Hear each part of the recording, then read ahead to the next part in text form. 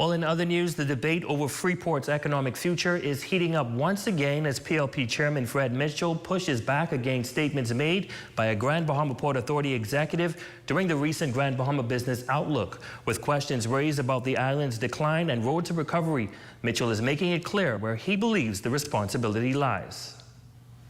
I thought that there was an understanding between the sides where there's an arbitration going on to stay out of the press and not try and poison the well. Chairman of the Progressive Liberal Party, Fred Mitchell, is pushing back against remarks made by Rupert Hayward, an executive of the Grand Bahama Port Authority, during the recent Grand Bahama Business Outlook. Hayward acknowledged the need for improved public messaging to dispel the perception that tensions between the government and the GBPA have escalated into outright conflict, hindering Freeport's growth. He also stressed the importance of collaboration between both entities to establish a viable economic model for Grand Bahama's progress. When asked who bears responsibility for Freeport's decline, Hayward stated that both the government and the Port Authority share accountability. However, Mitchell strongly disagrees.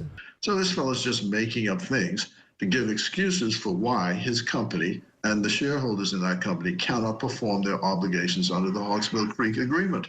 And that's the only thing. Do you have the money? Do you have the ideas to move the Port Authority to do what it's supposed to do under the Hawksbill Creek Agreement? If you don't have it, then you need to have someone else come and do it. That's all the government's position is. That's the PLP's position. The PLP chairman further criticized the GBPA, pointing to what he describes as its failure to maintain key infrastructure, such as the ongoing repairs to the Tino Beach Bridge.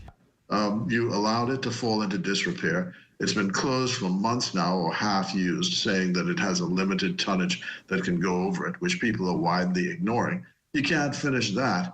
And you're talking about the government being responsible for what is happening in the city. Mitchell maintains that if the government is responsible for anything in Freeport, it is the island's upward trajectory. You got to say Ginger, Moxie, the Minister for Investments, who's Chester Cooper, the Prime Minister, have all been working assiduously to make sure that Grand Bahama gets lifted off the ground. That's why you see the activity there. That's why Carnival is there. That's why the shipyard is there. Nothing to do with them, the Port Authority.